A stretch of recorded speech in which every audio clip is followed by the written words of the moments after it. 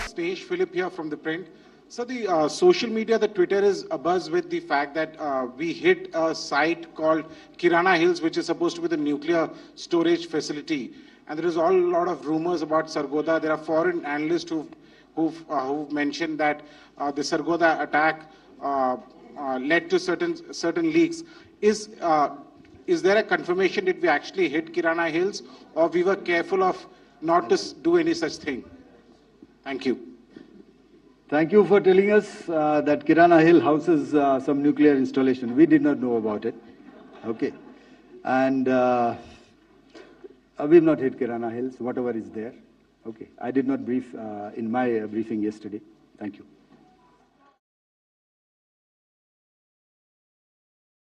जय हिंद व्यूअर्स, मेरा नाम शिवम शांडिल्य है। मैं military intelligence and foreign policy analyst हूं ग्लोबल आई इंटेलिजेंस से।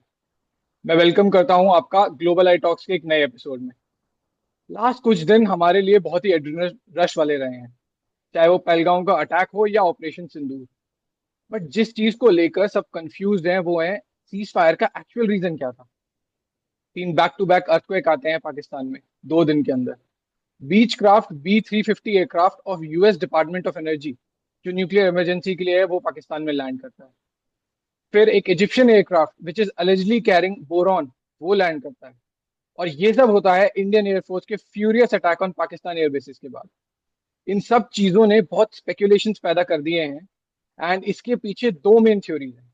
And I want to give a disclaimer, हम किसी भी थ्योरी को सपोर्ट नहीं कर रहे हैं, हम समझने की कोशिश करेंगे इन द कमिंग एपिसोड कि कैसे ये थ्योरीज सेट करती हैं यहाँ पे।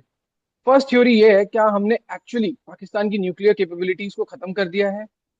और सेकंड थ्योरी ये है कि पाकिस्तान, क्योंकि उसकी कन्वेंशनल वॉर कैपेबिलिटीज खत्म हो रही थी, तो उन्होंने सेल्फ डिस्ट्रक्शन मोड में जाके खुद ही न्यूक्लियर टेस्ट किए हैं। इसको क्लैरिफाई करने के लिए आज हमने air marshal Ravi Kapoor sir को इन्वाइट किया है। He has served 40 years in Indian Air Force. Sir has been Commander-in-Chief of Central Air Command and Deputy Commander-in-Chief of Strategic Forces Command. Welcome, sir. First of all, congratulations on Operation Sindoor. We as civilians are very proud of our Indian Air Force. 100% efficiency rate के साथ Indian Air Force ने काम किया है। आप हमारे platform पर third time आए हैं and we are honored to host you again. Thank you Shivam. मुझे भी बहुत खुशी है। ग्लोबल आई इंटेलिजेंस एक ग्रो करता हुआ प्लेटफॉर्म है, थिंक टैंक है। एंड जब यहाँ जाता है सिस्टम में तो it provides a different kind of energy to think tank. Otherwise लोगों को ऐसे लगता है कि थिंक टैंक में सिर्फ 70 साल और बूढ़े लोग होते हैं, लेकिन थिंक टैंक्स मतलब थिंकिंग, और thinking means disruption, and disruption means if you see, जिस तरह से पहले बोलते थे ना मूर्स लॉ, हर 18 महीने में कंप्यूटर की प्रोसेसिंग कैपेबिलिटी डबल होती, लेकिन वो Moore's law has been thrown out of the window with AI. Now we are talking about quantum computing, we are talking about quantum cryptography, we are talking about whole lot of new things. तो ये सब जो पुराने हमारे ख्यालात हैं, एक एक बैलेंस होना चाहिए एक्सपीरियंस और यूथ, वो भी मैं मानता हूँ। लेकिन जो सबसे बड़ी इंपॉर्टेंट चीज है हमारी सोसाइटी के लिए वो है two question and to find answers and have logic. So yes, I'm very happy to connect. Yes sir, totally correct sir. तो सर आपका, we were discussing on LinkedIn. मैं काफी क्यूरियस हूँ क्योंकि ओपन सोर्स की कुछ videos, then some very senior officers are also claiming, but as I told, 2 theories हैं and दोनों ही काफी क्रेडिबल है। What is your point of view? क्या हो सकता है, क्या हुआ है? क्या सीजफायर के पीछे न्यूक्लियर ही था या फिर nuclear is something different, ceasefire has some other reason? ये देखो आप, actually as a nation India, I think हमें बिलीव करना चाहिए कि क्या क्या हो रहा है। बहुत सारे इनपुट्स हैं, एक इनपुट नहीं है, बहुत सारी इनपुट है। तो मैं इसको एक लॉजिकल सीक्वेंस में कवर करता हूँ। जब भारत ने अटैक किया 7 तारीख, तो हमने अटैक किया उनके टेररिस्ट इंफ्रास्ट्रक्चर पे। हमने कोई मिलिट्री टारगेट नहीं, एक भी मिलिट्री टारगेट।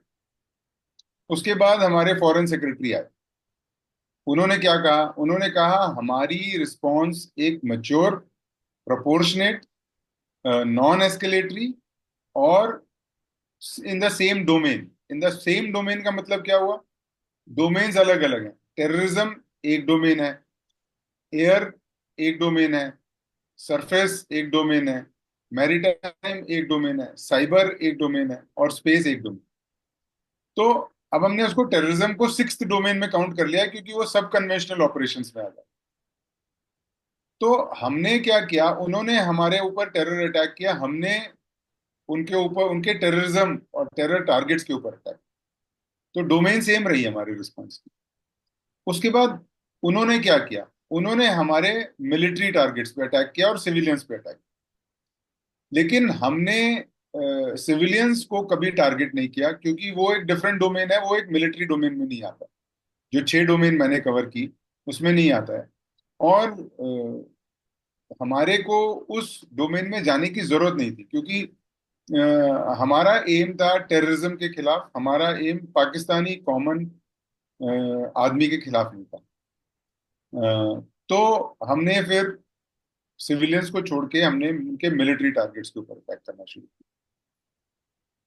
तो उसके बाद जब उन्होंने फिर से मिलिट्री टारगेट्स पे अटैक किया, फिर हमने भी मिलिट्री टारगेट्स, क्योंकि एयर बेसिस पे और आर्मी बेसिस पे अटैक किया उन्होंने, तो एयर बेस का रिस्पॉन्स एयर बेस और उनकी एयरफोर्स के ऊपर, और आर्मी का रिस्पॉन्स उनकी आर्मी के ऊपर। तो जो आर्मी का रिस्पॉन्स था वो एलओसी और इंटरनेशनल बॉर्डर पे जो सीज फायर वायलेशन वो कर रहे थे और फायरिंग कर रहे थे, उसका रिस्पॉन्स उस डोमेन में जा रहा था। और एयरफोर्स का रिस्पॉन्स जा रहा था कि उनके जो आईज और ईयर्स हैं, जो उनका एयर डिफेंस है, उसको पहले न्यूट्रलाइज करना है, और फिर उनके जो ऑफेंसिव कैपेबिलिटी, जो कि उनके एयरक्राफ्ट हैं, इंफ्रास्ट्रक्चर है, बेसिस हैं, कमांड एंड कंट्रोल सेंटर्स हैं, उन सबको टारगेट कर। दूसरी बात, 1988 में भारत और पाकिस्तान ने एक ट्रीटी साइन की थी जिसमें ये कहा गया था कि हर साल हम एक दूसरे के साथ जितने भी न्यूक्लियर इंस्टॉलेशंस हैं जो डिक्लेयर करना चाहते हैं, वो उसके ऊपर हम लिस्ट एक्सचेंज करें।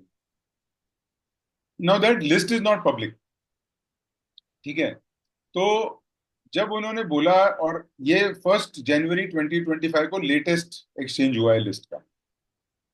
अब मुझे पता नहीं कि उसमें उनके जो, और नॉर्मली क्या होता है कि पाकिस्तान से आप एक्सपेक्ट करोगे कि वो सारे डिटेल्स दे देंगे, नहीं देंगे, नहीं सर। है ना। तो कुछ जो उनके ऑपरेशनल एरियाज हैं उसकी शायद डिटेल नहीं दी होगी। लेकिन फिर भी एक ये न्यूक्लियर बहुत एस्केलेटरी हो जाता है क्योंकि और एस्केलेटरी हो जाता है क्योंकि आपको फिर एक्सपेक्ट करना पड़ेगा उसी डोमेन में रिस्पांस, तो जो कि हमारे स्टेटेड पॉलिसी का हिस्सा था ही नहीं। तीसरा, आप मेरे को ये बताओ कि हमारी गवर्नमेंट ने जो स्टेटेड पॉलिसी थी उसके ऊपर क्या वो हमारे फौज को बोलते कि आप जाके उनके न्यूक्लियर इंस्टॉलेशन पे अटैक करो? हमारे कंट्री की लीडरशिप नहीं बोलेगी, नहीं आई बोले। Don't it is possible. तो उसका दूसरा पहलू क्या है, जो मिलिट्री है वो लीडरशिप को फॉलो करती है। हम एक डेमोक्रेसी है, हम कोई वो जो चाइना जैसे नहीं है या डिक्टेटोरियल नहीं है। तो अगर जो गवर्नमेंट के डायरेक्शन है उसी के ऊपर ही मिलिट्री एक्शन होगा ना। तो मिलिट्री कोई ऐसा टारगेट प्लान ही नहीं करेगी जो गवर्नमेंट उसको ऑर्डर नहीं करेगी। Very clear, because we are a very very professional military which is all from 1947 stood to this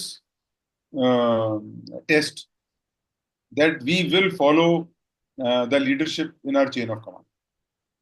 तो अगर आप देखें, आप सारे attack were as per the objective laid down by the political leadership.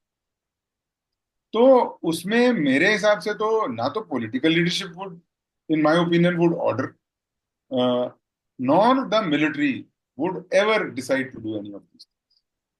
ठीक है। दूसरी चीज आप याद करो, 1999 Kargil conflict, government of India ने एयरफोर्स को बोला कि आप एलओसी क्रॉस नहीं करो, जबकि ये ऑपरेशनली हमारे लिए डिसएडवांटेजेस था। Yes sir.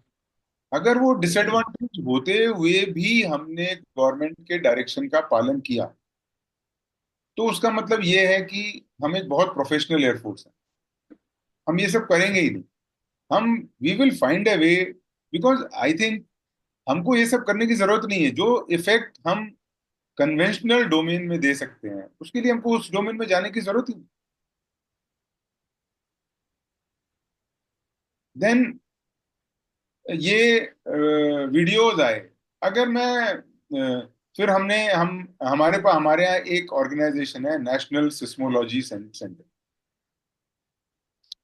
National seismology centre ने, आपने बहुत सारे मीडिया में देखा होगा, किसी ने बोला कि भाई 4.2 रिक्टर स्केल मैग्नीट्यूड अर्थक्वेक हुआ, तो वहां पर एक लो यील्ड न्यूक्लियर टेस्ट किया पाकिस्तान ने। फिर किसी ने बोला एक 5 पॉइंट हुआ, तो हमने जब हमारी तरफ से कोई स्ट्राइक हुई तो पाकिस्तान के न्यूक्लियर वेपन्स के ऊपर हो गई। लेकिन जो न्यूक्लियर सिस्मोलॉजी सेंटर है, उसने क्या बोला था, ये जो अर्थक्वेक्स हुए हैं इसकी डेप्थ की अबाउट 10 किलोमीटर, और जो न्यूक्लियर टेस्ट का सिस्मिक रिस्पॉन्स होता है और एक अर्थक्वेक का सिस्मिक रिस्पॉन्स होता है, ये दोनों बहुत डिफरेंट सिस्मिक रिस्पॉन्स होते हैं। दूसरा, न्यूक्लियर टेस्ट, जो अंडरग्राउंड न्यूक्लियर टेस्ट होते हैं, जो मैंने बेसिक थोड़ा सा बहुत पढ़ा, वो करीब 2 किलोमीटर की डेप्थ पे होते हैं, 1 से 2 किलोमीटर की डेप्थ, उससे भी कम हो सकते हैं डिपेंडिंग ऑन यील्ड। 10 किलोमीटर की डेप्थ पे कौन जाएगा टू डू न्यूक्लियर टेस्ट? तो जब आपका नेशनल सिस्मोलॉजी सेंटर बोल रहा है कि उसने कोई सिस्मिक एक्टिविटी विच इज, उनको पता नहीं है कि क्या अगर एक न्यूक्लियर टेस्ट है या न्यूक्लियर एक्सप्लोजन है, उसकी कैसी होगी।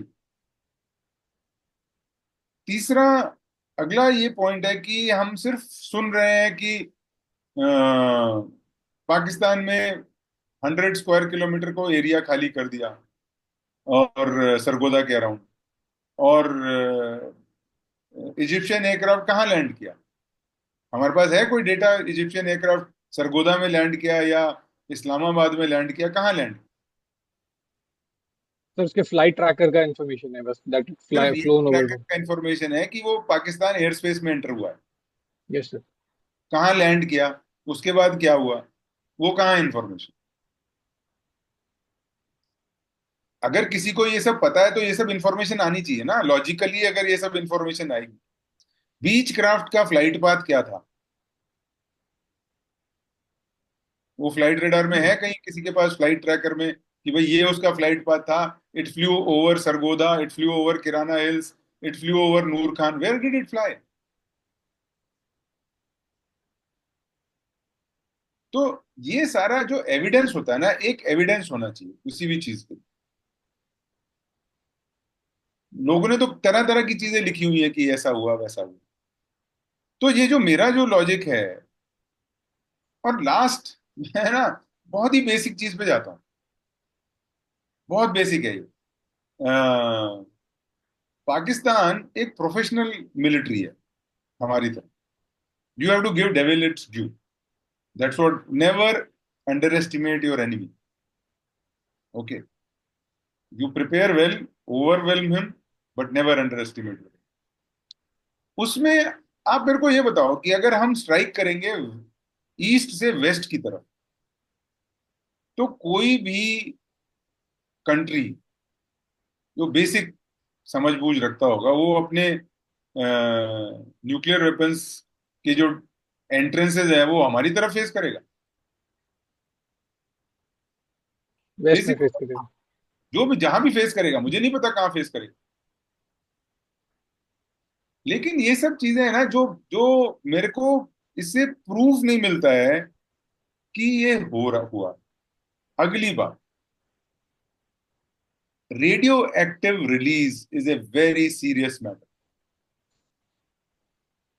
पूरी दुनिया में मेजर मेजर इशू हो जाएगा अगर रेडियो एक्टिव रिलीज। ठीक है, तो मेरे हिसाब से, और उसके बाद डीजी एरोप्स ने बहुत क्लियरली बोला कि हमने हमारी स्ट्राइक में था ही नहीं, हमने किराना हिल्स पे स्ट्राइक करी नहीं। अब उसको किरना हिल्स कोई बोलता है, कोई किराना हिल्स बोलता है, मैं उसे किराना हिल्स ही बोलता हूं। तो अगर डीजी एरोप्स ने बोला है कि हमने नहीं की, तो मैं उसको बिलीव करूंगा। तो ये सारी चीजें जब मैं देखता हूं ना, तब मुझे लगता है कि आप भले ही बोलो कि सरगोधा में जो F-16 और JF-17 है वो न्यूक्लियर केपेबल होंगे, मोस्ट प्रोबेबली हैं, क्योंकि Kirana hills and Sargodha is most probably there nuclear base. But ये कहना कि भाई हमने स्ट्राइक किया, गलत है। IAEA का कल या परसों स्टेटमेंट आ गया कि कोई रेडियो एक्टिविटी नहीं, there is no radioactive release. ठीक है, तो कोई रेडियो एक्टिविटी रिलीज हुई नहीं।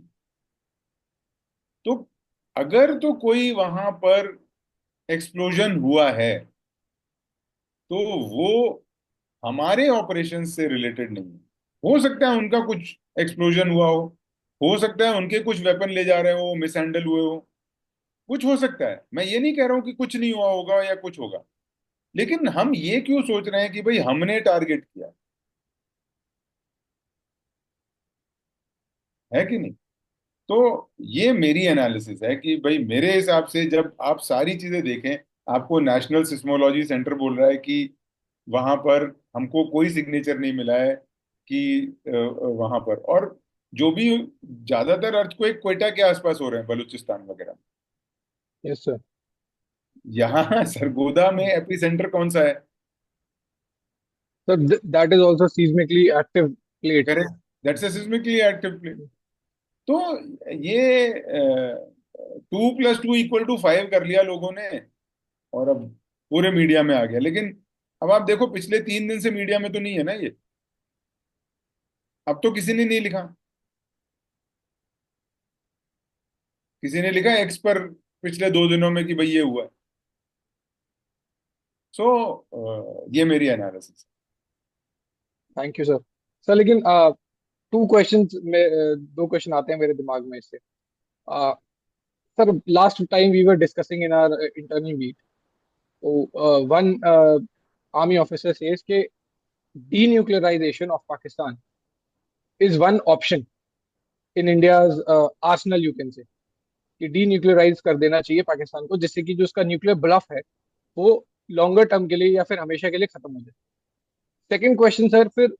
सीज एक एक फायर क्वेश्चन हो। ले लेते हैं ना। Okay sir. Yes sir. देखो, ये जो न्यूक्लियर ब्लफ है ना, that was called when we did Balakot. Nuclear bluff का क्या था कि अगर आप हमारे देश में घुस के मारोगे तो हम न्यूक्लियर वेपन। लेकिन उन्होंने कुछ 4 रेड लाइन भी लगा रखी हैं।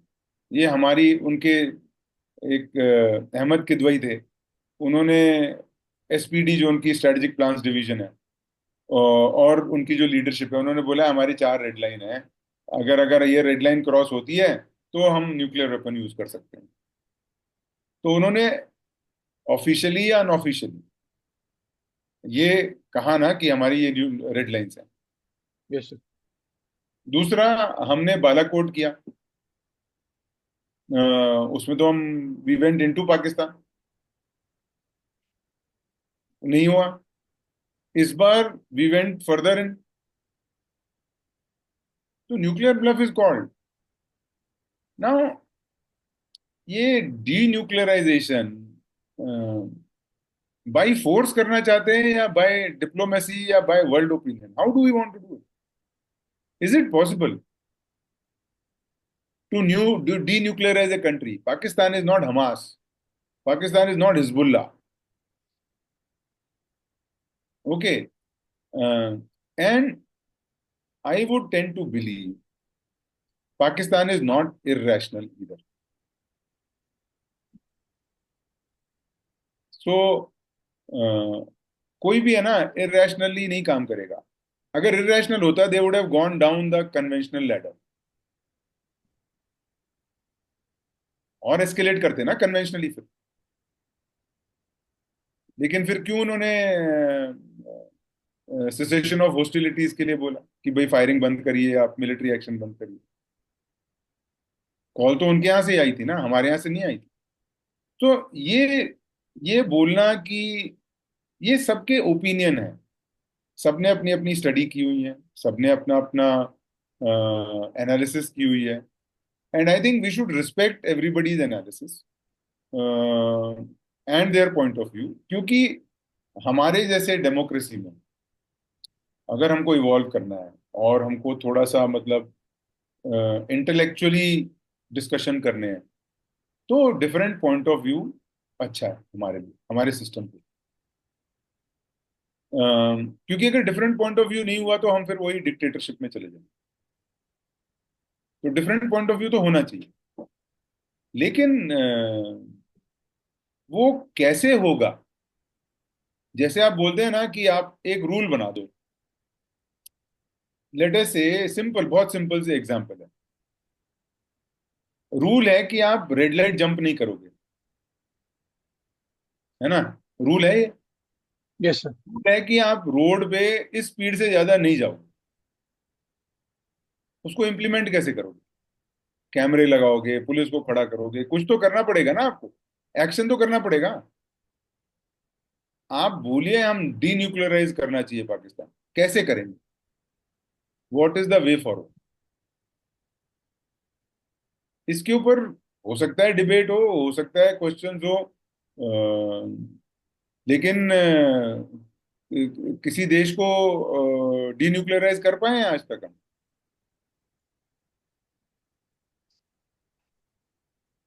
Sir long term Ukraine if we see, Ukraine but तो Ukraine Ukraine was a part of Soviet union. Ukraine was a part of a deal which was reached when Soviet Union disintegrated. And the other example is South Africa, but that is not equivalent to Pakistan. No, South Africa gave up its weapons on its own. Yes. It was not denuclearized by external forces.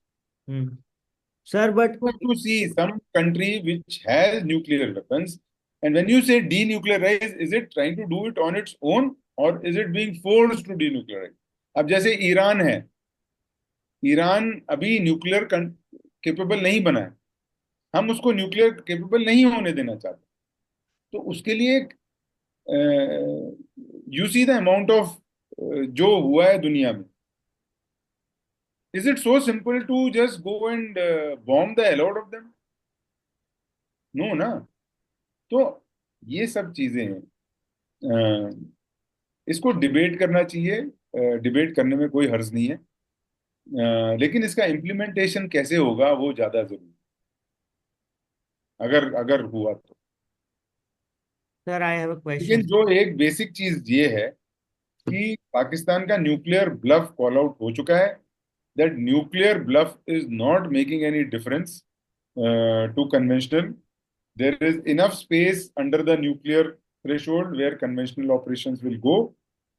हमारी government और military में इतनी समझदारी है और इतनी understanding है, इतना विजन है, कैपेसिटी है, अंडरस्टैंडिंग है, एनालिटिकल कैपेबिलिटी है कि वो ये जानेंगे कि भाई what is the point, and the retribution or punishment will be accordingly done. Okay. Yes. Sir, Sumit. yes, sir. So we can try to denuclearize them. अगर हम उनको पुश करें इंटरनेशनली कि आपको एक न्यूक्लियर डॉक्ट्रिन अडॉप्ट करना पड़ेगा. उनका तो न्यूक्लियर डॉक्ट्रिन है फर्स्ट यूज. पर अडॉप्टेड नहीं है, ऑफिशियल नहीं है, वो रेड लाइंस उन तो लोगों। इंडिया का भी नहीं है। हाँ, बट हमने एक फ्रेमवर्क तो है हमारा जो हम फॉलो करते हैं, तो उनका भी है फिर। पर वो अनरिटन है। हमारा भी अनरिटन है, हमारा भी कौन सा हमारा भी ड्राफ्ट स्टेज में ही है। हम हमने सर सी जो इंडो भी यूएस। एक वीकर कंट्री है वो कभी भी सेकेंड यूज नहीं करेगा, वो हमेशा फर्स्ट यूज के लिए जाएगा, जो कि आपको थ्रेट में रखे। वही तो न्यूक्लियर ब्लफ है, वही तो न्यूक्लियर थ्रेट है। और तो और क्या न्यूक्लियर थ्रेट। सही है। The presence of non state actors cannot be the reason कि हम उन्हें बोले कि जो अभी राजनाथ सिंह डिफेंस मिनिस्टर रक्षा मंत्री राजनाथ सिंह जी ने भी कहा कि पाकिस्तान के जो न्यूक्लियर वेपन्स हैं वो हमेशा से एक इंटरनेशनल कम्युनिटी को डर रहा है कि ये गलत हाथ में ना चले जाए फॉर टेररिस्ट। तो can this not be the reason, क्योंकि ईरान के लिए भी there is the same reason that वो रोग स्टेट है, टेररिस्ट को सपोर्ट करता है, हिजबुल्लाह को सपोर्ट करता है, तो सेम विद पाकिस्तान। मैंने ये नहीं कहा कि पाकिस्तान को डीन्यूक्लियराइज नहीं करना चाहिए। मैं ये कहता हूं कि आप उसको कैसे करोगे, आपके पास क्या फ्रेमवर्क है इस दुनिया में, कौन से कंट्री हैं। अगर आप सिर्फ ये 4 दिन का ऑप सिंदूर देखो, सिर्फ ये 4 दिन का ऑप सिंदूर, कौन सा कंट्री हमारे साथ खड़ा हो गया?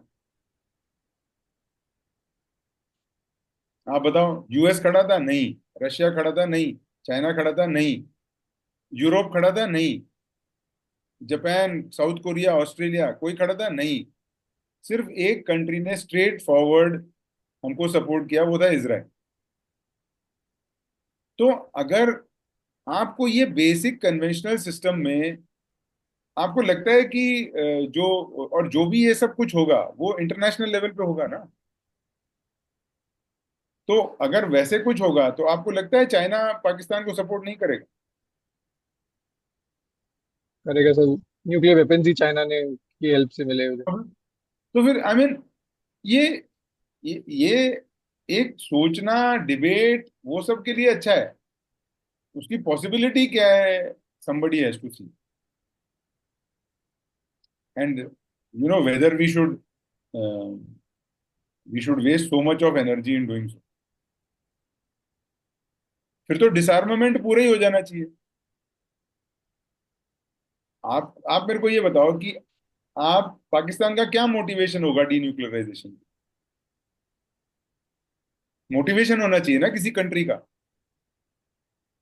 आपके पास दो चीजें होती है, या तो फोर्सफुली आप डीन्यूक्लियराइज कर दो, या कंसेंशुअली, दैट मीन्स आप सब जने एग्री करते हो कि डीन्यूक्लियराइज होना चाहिए।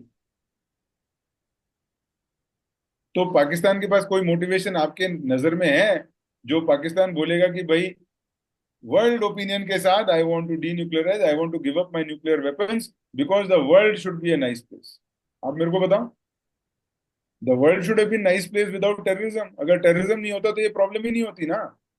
तो जड़ तो कहाँ है? जड़ न्यूक्लियर नहीं है, जड़ टेरर है। और टेरर को आपने न्यूक्लियर को यूज करके टेरर को बढ़ा दिया। तो हमने उसको दिखा दिया कि भाई आपका न्यूक्लियर, हम टेरर फाइट करेंगे, हम कन्वेंशनल भी फाइट कर सकते हैं थोड़ा बहुत। इस आप भले न्यूक्लियर न्यूक्लियर बोलते रहो। ये मेरा सोचना है। सर, पर आप अभी देख रहे होंगे काफी डिबेट चल रहा है ईरान के न्यूक्लियर प्रोग्राम पे। सो आप क्या लेसन्स इससे वहां पे देखते हो, वो रिफ्लेक्ट होंगे ऑन दोज थिंग्स? देखो,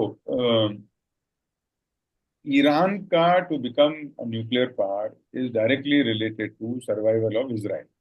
हम्म। Okay. Hmm. There is no other reason for Iran. Iran का और कोई तो एनिमी है नहीं। अगर आप पूरा मिडिल ईस्ट देखोगे तो ईरान का कौन एनिमी है? हम्म। किसी के साथ और तो वॉर हो नहीं रहा है उसका। हम्म। तो अब इसराइल अनडिक्लेयर्ड न्यूक्लियर पावर है। That is the only motivation for Iran to become. लेकिन अगर ईरान को आप एक एग्रीमेंट जैसे प्रेसिडेंट बाइडेन ने उससे पहले आई थिंक प्रेसिडेंट ओबामा ने एक एग्रीमेंट साइन किया था उनके साथ कि भाई, जेसीपीओ हाँ JCPOA। जेसीपीओ है। हाँ, कि भाई हम we will help you but you don't become nuclear, civilian nuclear चलता रहेगा, आपका जो भी न्यूक्लियर प्रोग्राम है वो सिविलियन रहेगा और वो अंडर इंस्पेक्शन रहेगा। उसमें दो चीजें ही कवर नहीं की थी। एक चीज ये थी कि बैलिस्टिक मिसाइल प्रोग्राम, और दूसरा ये था कि ईरान के जो प्रॉक्सी ग्रुप्स को सपोर्ट है इन द रीजन, वो दो चीज नहीं कवर की थी, इसलिए Netanyahu lobbied to Trump to get out of this deal. अब वो वही चीज लाना चाहते हैं। हाँ ठीक है, तो माय पॉइंट इज, अब क्या क्या चीज उसमें एग्रीमेंट में आएगी या ट्रीटी में आएगी इज अ डिफरेंट इशू, वो चेंज हो सकता है, लेकिन जो बेसिक उसका फंडामेंटल रीजन यही है कि Iran should not become a nuclear power, weapon नहीं होनी चाहिए। क्योंकि उसमें फिर क्या होगा, फिर Saudi Arabia will become, then UAE will become, then Qatar will become, then somebody else will become, तो then it will start a nuclear race within Middle East, जो कि on a bigger scale is not a good idea. तो the whole thing is कि भाई अभी कोई motivation नहीं होना चाहिए ईरान के पास to become a nuclear power, that it must be help and it must feel safe, that's all. Similarly, will India ever attack Pakistan? No, India never attacked any other country in its history. So what is the Pakistani this thing motivation? Because Pakistan views India as a threat. Because उन्होंने अपने में ये सोच लिया कि India is there biggest, and दूसरा J&K is there bigger problem. So ये बहुत सारे पॉइंट्स हैं इसमें जो ये न्यूक्लियर इश्यूज को गाइड करते हैं, लेकिन बेसिक चीजें यही हैं कि जो पाकिस्तान का न्यूक्लियर ब्लफ है वो कॉल आउट हो गया है। अब जो बेस्ट पार्ट है ना ऑफ सिंदूर का, अब हमने रेड लाइन लगा दिया उनको, पहले वो रेड लाइन लगाते थे, अब हमने रेड लाइन लगा दी कि भाई ये 3 रेड लाइन है, इसको क्रॉस करोगे तो हम आके आपको जोर से मारेंगे। तो punishment is guaranteed under these thing.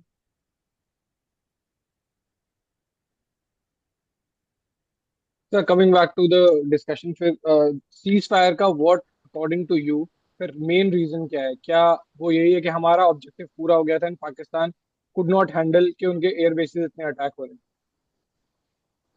देखो, जब आप एक किसी भी कन्वेंशनल फाइट में जाना चाहते हो तो बेसिकली रिटेलिएशन होता है। पाकिस्तान ने हमेशा से, अभी अभी इस दौरान क्या हुआ है, अब आप अगर पाकिस्तान को देखो, बलूचिस्तान में प्रॉब्लम चल रही है, खैबर पख्तूनख्वा में प्रॉब्लम चल रही है, अफगानिस्तान के बॉर्डर पे जो ड्यूरेंट लाइन है उसके ऊपर प्रॉब्लम चल रही है, सिंध में देयर इज ए प्रॉब्लम। ठीक है, सिर्फ एक प्रोविंस है पंजाब का जो उसका सेंटर ऑफ ग्रेविटी है, वो है पंजाब। आज तक इंडिया ने कभी भी रिस्पांस पंजाब में नहीं दिया काउंटर टेरर में। इस बार बहावलपुर मुरीद के दो जो मेजर टेरर कैंप्स मतलब हेडक्वार्टर्स हैं उसको मारा। So this was a big big setback for them. तीसरा, जो अब आप देखोगे पाकिस्तान आर्मी इन सब चीजों में डिस्पर्स्ड है। ये सारे जो एक्शन चल रहा है पूरे पाकिस्तान में, और जो बीआरआई के लिए lot of people have been put there for security, BRI को सिक्योरिटी करने, तो जो बीआरआई के प्रोजेक्ट्स हैं उसको सिक्योर करना है पाकिस्तान को। बलूचिस्तान में प्रॉब्लम चल रही है उसको सिक्योर करना, खैबर पख्तूनख्वा और ड्यूरेंट में। तो ये काफी सारी जो उनकी आर्मी है वो इन सब चीजों में इन्वॉल्व है। नेवी नेवी की उनकी कोई क्षमता नहीं है इंडियन नेवी के खिलाफ। Indian navy way way beyond Pakistani navy. और जिस तरह से हमारी एयरक्राफ्ट कैरियर और बाकी नेवल प्लेटफॉर्म्स जो अरेबियन सी में चले गए, तो that was a very very clear indication to Pakistan that navy wise in the maritime domain it cannot escalate, और वहां से प्रेशर बहुत जल्दी बढ़ जाता। तीसरा, एयरफोर्स। पाकिस्तान, मैं बोलता हूं ना, मैं हर जगह बोला है मैंने, Pakistan prides itself in its air force to deliver. अगर आप देखोगे पाकिस्तानी एयरफोर्स की जो भी प्रोक्योरमेंट है वो इंडिया सेंट्रिक है, और कोई उनको फोकस नहीं है। उनका फोकस एरिया सिर्फ एक है, इंडिया, इंडिया और इंडियन एयरफोर्स। अगर आपने देखा कि जब बालाकोट हुआ, उसके रिस्पॉन्स में जो उन्होंने अपना स्विफ्ट रिटॉर्ट किया था, उसमें पाकिस्तान एयरफोर्स यूज हुई थी। तो इस बार क्या डिफरेंस रहा? इस बार जो उन्होंने 500 600 जितने भी ड्रोन भेजे, उसमें से ज्यादातर वर न्यूट्रलाइज। वो ड्रोन क्यों भेजे उन्होंने? कोई तो रीजन होगा ना। एक, कि वो डिस्ट्रक्शन कर सकें हमारे मिलिट्री टारगेट्स के ऊपर। दूसरा जो सबसे इंपॉर्टेंट है, वो ये ट्राई करेंगे कि इंडियन एयर डिफेंस का पोस्चर कैसा है, इंडियन एयर डिफेंस में कोई गैप है, उनका रिस्पॉन्स कैसा है। और इनिशियल से जैसे ही हमारे सिस्टम अगर ओपन अप होते, तो उसकी लोकेशन वगैरह वो पता करते, जिससे कि वो बाद में अपने एयरफोर्स को ऑफेंसिव रोल में डिप्लॉय कर सकते। लेकिन वो एक भी ऑफेंसिव मिशन नहीं करता, क्योंकि the air defence was very strong. ना, अगर वो ऑफेंसिव नहीं कर पाते, वहां पर उनकी आर्मी नहीं कुछ कर पा रही है, उनकी नेवी में कैपेबिलिटी नहीं है इंडियन नेवी को कुछ करने के लिए, क्योंकि एक बार आर्मी आ जाती है तो फिर फुल स्केल ही हो जाएगा ना। अगर ये तीनों ही उनके जो बेसिक और जो उनकी मेजर फोर्स है, जो जिसके ऊपर वो बहुत प्राइड करते हैं अपने आप को, पाकिस्तान है, उसको अगर हम पनिश करें या उसको हम डैमेज करें, उसकी कैपेबिलिटी, तो उनकी जो रिटेलिएटरी और रिस्पॉन्स कैपेबिलिटी है वो काफी हद तक कम हो जाएगी। और इसीलिए जो जो स्ट्राइक्स हुए हैं, अगर आप देखोगे, तो उनका एयर डिफेंस सिस्टम को पहले टैकल किया, कमांड एंड कंट्रोल को टैकल किया। और एक बार जब उनको ये पता चल गया कि हम नूर खान, सरगोधा, रफीकी, नूर खान, सरगोधा, रफीकी, उनके तीन, वो बोलते हैं क्राउन ज्वेल हैं, सबसे ज्यादा इंपॉर्टेंट। और मुरीद वो बेस है जहां उनका पूरा का पूरा यूएवी सिस्टम है। तो ये अगर चार बेस हमने टैकल कर दिए, डिस्ट्रॉय कर, काफी हद तक उसको डैमेज पहुंचा दिया, तो उनकी जो रिस्पॉन्स कैपेबिलिटी है वो भी खत्म हो गई एयर डोमेन में। इसके बाद क्या बचा था? नूर खान जो था, वो एक क्लियर मैसेज था कि भाई अब हम आपकी लीडरशिप को भी हिट कर सकते। सो ये बेसिकली इट इज, जब उनकी एबिलिटी नहीं बन रही थी कि वो इंडिया के अंदर, इंडिया के ऊपर कुछ कर सके, और साथ में उनके ही सिस्टम्स डैमेज होना शुरू हो गए, और एक रात में अब आप 11 बेस 12 बेस अगर आप टैकल कर ले रहे हो साथ में, without even going into Pakistani air space, उधर आर्मी का जो इंटेंसिटी ऑफ रिटेलिएटरी फायर है वो बढ़ रहा था। तो उन्होंने सोचा कि भाई ये रिटेलिएशन अब काम नहीं हो पाएगा, तो the best way out is off ramping. To stop military action. So this is the basic reason. There is no other reason. Thank you sir, thank you for coming to the platform of global eye intelligence हर time, and we hope कि आप regular आके student like us हमें सिखाते रहें, बताते रहें, specially to me because I am a military analyst here. Thank you very much. See you. My pleasure, and it was great interacting with these young students. It is international affairs, and strategic analysis are very, very important for a growing country like India, which today, after this Op Sindoor, is on a global stage. We do not need anybody's support to fight our wars. If people support, we will be happy. But we have to learn to fight our own wars. That is what is clear after Op Sindoor, and I feel that young people like you will continue to contribute in the strategic domain in terms of strategy, not strategic that people think about from the strategic forces command. So it is strategy, and a lot of intellectual requirements exist in this field. And so I hope Global Eye can continue focusing on major, bigger things and keep pushing the agenda and keep pushing the envelope to something which is cerebral and which goes to wherever it is supposed. Thank you very much.